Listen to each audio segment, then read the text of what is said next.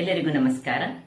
ಇವತ್ತು ನಮ್ಮೂರಿನ ಜಾತ್ರೆ ಸುತ್ತಿ ಬಂದು ಬಹಳ ಸುಸ್ತು ಹಾಗೂ ಶೆಕೆ ತುಂಬ ಉಂಟು. ಹಾಗಿರುವಾಗ ಏನಾದರೂ ಒಂದು ದೇಹಕ್ಕೆ ತಂಪನ್ನು ನೀಡುವಂತಹ ಒಂದು ಜ್ಯೂಸನ್ನು ಕುಡಿಬೇಕಂತ ಮನಸ್ಸಾಯಿತು. ಅದರಲ್ಲಿಯೂ ಆರೋಗ್ಯದಾಯಕವಾದ 2 ಬಗೆಯ ಜ್ಯೂಸನ್ನು ನಾನು ಇವತ್ತು ತಯಾರಿಸಿದ್ದೇನೆ. ಒಂದು ಮುಳ್ಳು ಸೌತೆಯನ್ನು ಬಳಸಿ ಮಾಡಿದಂತಹ ಒಂದು ರುಚಿಕರವಾದ ಹಾಗೂ ಆರೋಗ್ಯದಾಯಕವಾದ ಜ್ಯೂಸ್ ಆದರೆ, ಇನ್ನೊಂದು ನೆಲ್ಲಿಕಾಯಿ ಆರೋಗ್ಯಭರಿತ ಗುಣಗಳು ನಿಮಗೆಲ್ಲರೂ ಗೊತ್ತಿರುವಂತಹದ್ದೇ. ಸ್ಕಿನ್ನನ್ನು ಗ್ಲೋ ಮಾಡುವೊಟ್ಟಿಗೆ ನಮ್ಮ ದೇಹದ ಈ ದಾಹ ಉಂಟು ನಮ್ಮದು, ಅದನ್ನು ತಣಿಸುವಂತಹ ಶಕ್ತಿ ಸದಕ್ಕೆ ಉಂಟಂತೆ. ಹಾಗಾದರೆ ಬನ್ನಿ, ಈ ಮಜ್ಜಿಗೆಯನ್ನು ಅಥವಾ ಮೊಸರನ್ನು ಬಳಸಿ ಮಾಡುವಂತಹ ಈ ಒಂದು ರುಚಿಕರವಾದ ಪಾನೀಯವನ್ನು ಹೇಗೆ ತಯಾರಿಸುವುದೆಂದು ನೋಡೋಣ. ನಮಸ್ತೆ ಮಿತ್ರರೇ, ಇವತ್ತು 2 ಬಗೆಯ ಮಸಾಲೆ ಮಜ್ಜಿಗೆ ಮಾಡೋಣ. ಒಂದು ಸೌತೆಕಾಯಿಯನ್ನು ಬಳಸಿ ಮಾಡುವಂತಹ ಮಸಾಲೆ ಮಜ್ಜಿಗೆ, ಇನ್ನೊಂದು ನೆಲ್ಲಿಕಾಯಿಯನ್ನು ಬಳಸಿ ಮಾಡುವಂತಹ ಮಸಾಲೆ ಮಜ್ಜಿಗೆ. ಈಗ ಮೊದಲಿಗೆ ಸೌತೆಕಾಯಿಗೆ ಏನೆಲ್ಲ ಬೇಕು ಹೇಳಿದರೆ, ಸೌತೆಕಾಯಿ, ಮೊಸರು ಅಥವಾ ಮಜ್ಜಿಗೆ ಇದ್ದರೆ ಸಾಕ್ತದೆ, ಮೊಸರಿದ್ದರೆ ಸಾಕ್ತದೆ. ಮೊಸರಿದ್ದರೆ ಒಂದು 200 ಗ್ರಾಮ್ಸ್ನಷ್ಟು ಮೊಸರಿದ್ದರೆ ಸಾಕು. ಒಂದು ತುಂಡು ಶುಂಠಿ, ಒಂದು ಕಾಯಿ ಮೆಣಸು, ಸ್ವಲ್ಪ ಕೊತ್ತಂಬರಿ ಸೊಪ್ಪು ಮತ್ತು ಸ್ವಲ್ಪ ಈ ಪುದೀನ ಸೊಪ್ಪು ಬೇಕು. ಈಗ 1 ಗ್ಲಾಸಿಗೆ ನಾನು ಎಷ್ಟು ಮಾಡೋದಂತ ತೋರಿಸ್ಕೊಡ್ತೇನೆ. ಮೊದಲಿಗೆ ನಾವೇನು ಮಾಡಬೇಕು ಹೇಳಿದರೆ, ಈ ಒಂದು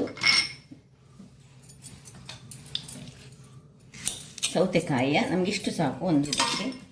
ಇದರಲ್ಲಿ 2-3 ಗ್ಲಾಸ್ನಷ್ಟು ಆಗ್ತದೆ. ಸೊ ನಾನು ಸ್ವಲ್ಪ ಇದು ಸಿಪ್ಪೆ ತೆಗೆದುಕೊಂಡು ಸಣ್ಣದಾಗಿ ಹೆಚ್ಚಿಟ್ಕೊಳ್ತೇನೆ.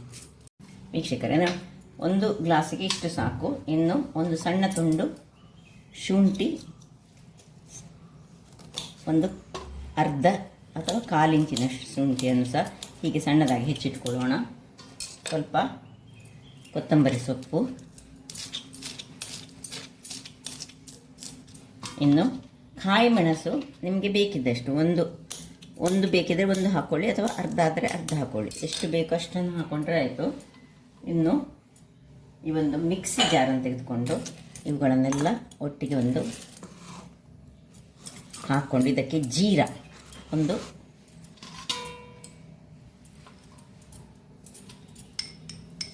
1/4 ಚಮಚದಷ್ಟು ಜೀರ ಹಾಕ್ಕೊಳ್ತಿದ್ದೇನೆ. 1 ಲೋಟಕ್ಕೆ 1/4 ಚಮಚದಷ್ಟು ಜೀರ ಸಾಕು. ಸ್ವಲ್ಪ ಪುದೀನ ಸೊಪ್ಪು, ಎಷ್ಟು ಬೇಕು ಅಷ್ಟು. ಪುದೀನ ಸೊಪ್ಪು ಹೆಚ್ಚು ಹಾಕಿದರೆ ಒಂದೊಮ್ಮೆ ಬಾಯಿ ಸ್ವಲ್ಪ ತತ್ತರಿಸ್ತದೆ, ಅದರಿಂದಾಗಿ ಹೆಚ್ಚು ಹಾಕ್ಕೊಳ್ಳಿಕ್ಕೆ ಹೋಗಬೇಡಿ. ನೋಡಿ, 2 ಇಂಥ ದಂಟುಗಳನ್ನು ಹಾಕ್ಕೊಂಡ್ರೆ ಸಾಕು. ಎಲೆ ಮಾತ್ರ, ನಾಟ್ ದಂಟು. ಈಗ ಇದನ್ನೊಂದು ಚೆನ್ನಾಗಿ ಪೇಸ್ಟ್ ಮಾಡಿ ತಗೋ.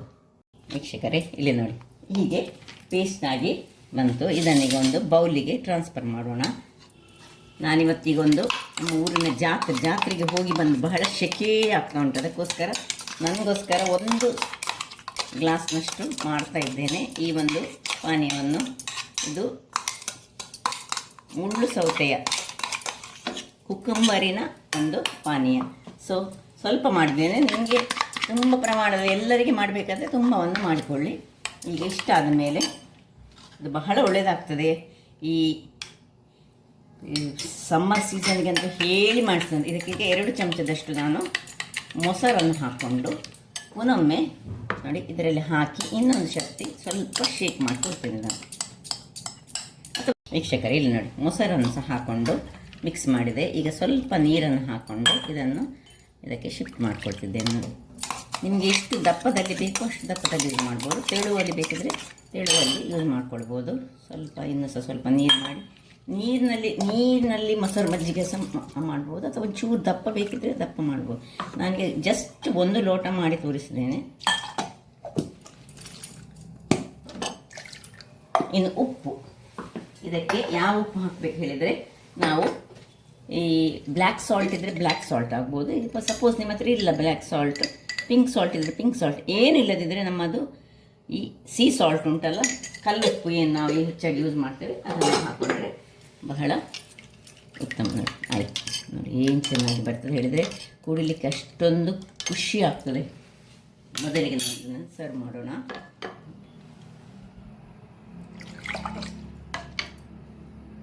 ಇನ್ನೀಗ ನಾವು ನೆಲ್ಲಿಕಾಯಿಯ ಜ್ಯೂಸನ್ನು ಮಾಡುವ. ಅದು ಸಹ ಬಹಳ ಒಳ್ಳೆಯದು, ಆರೋಗ್ಯಕ್ಕೆ ಒಳ್ಳೆಯದು.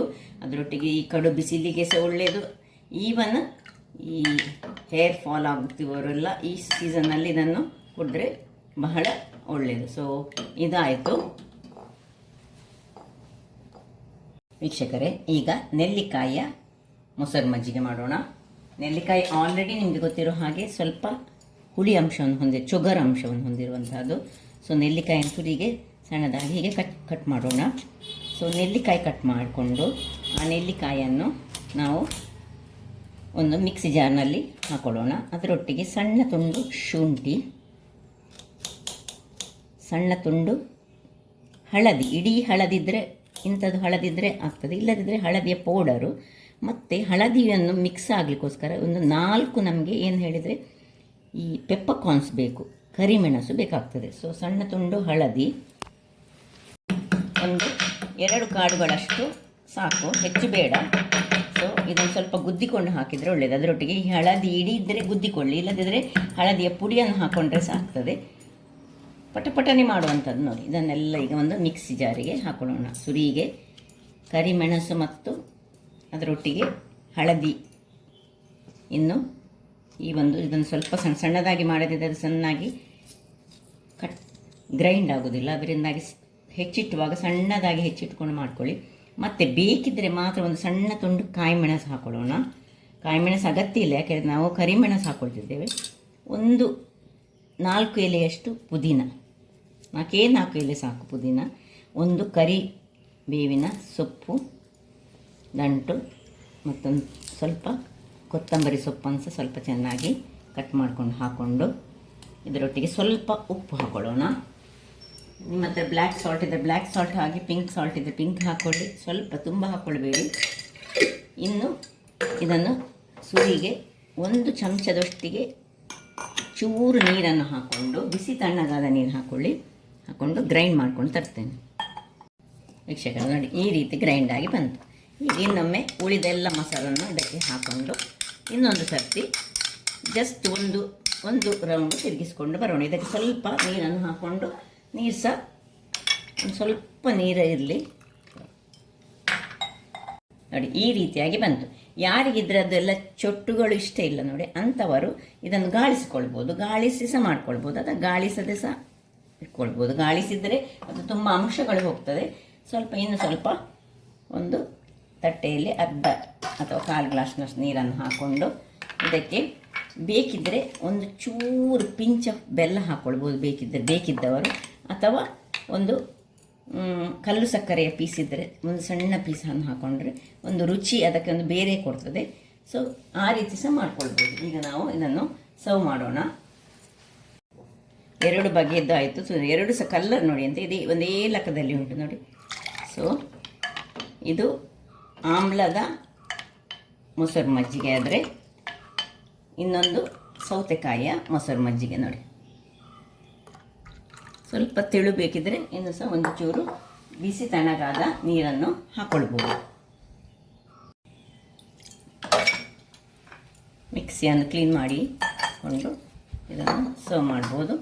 ಅಥವಾ ನಿಮಗೆ ಇದಕ್ಕೆ ಸ್ವಲ್ಪ ಸ್ವೀಟ್ ಹಾಕ್ಕೊಳ್ಬೇಕಿದ್ರೆ ಬೆಲ್ಲದ ಸಹ ಸಿಹಿಯನ್ನು ಸಹ ಹಾಕ್ಕೊಂಡು ಕುಡಿಬೋದು. ಹಾಗಾದರೆ ನೋಡಿದ್ರಲ್ಲ ವೀಕ್ಷಕರೇ, 2 ಬಗೆಯ ಸಮ್ಮರ್ ಸೀಸನ್ಗೆ ಬೇಕಿದ್ದಂತಹ ಆರೋಗ್ಯದಾಯಕವಾದ ಮೊಸರು ಮಜ್ಜಿಗೆ ರೆಡಿಯಾಗಿದೆ. ಊಟದೊಟ್ಟಿಗೆ ಸಹ, ಊಟ ಆದ ಮೇಲೆ ಸಹ ಇದನ್ನು ಕುಡಿಬೋದು, ಅಥವಾ ಬಿಸಿಲಿನ ಬೇಗೆಗೆ ದಣಿದು ಬಂದಿದ್ದರೆ ಇದನ್ನು ಯೂಸ್ ಮಾಡ್ಬೋದು. ಹಾಗಾದರೆ ನನ್ನ ಈ ಕುಕಿಂಗ್ ಚಾನಲ್ ನಿಮಗೆ ಇಷ್ಟ ಆದರೆ ಬೋಳೂರು ಸುವರ್ಣ ಚಾನಲನ್ನು ಲೈಕ್ ಮಾಡಿ, ಶೇರ್ ಮಾಡಿ, ಹಾಗೂ ಸಬ್ಸ್ಕ್ರೈಬ್ ಮಾಡಿ, ಹಾಗೂ ನನ್ನ ಇನ್ಸ್ಟಾಗ್ರಾಮ್ ಪೇಜನ್ನು ಫಾಲೋ ಮಾಡಿ. ಧನ್ಯವಾದಗಳು.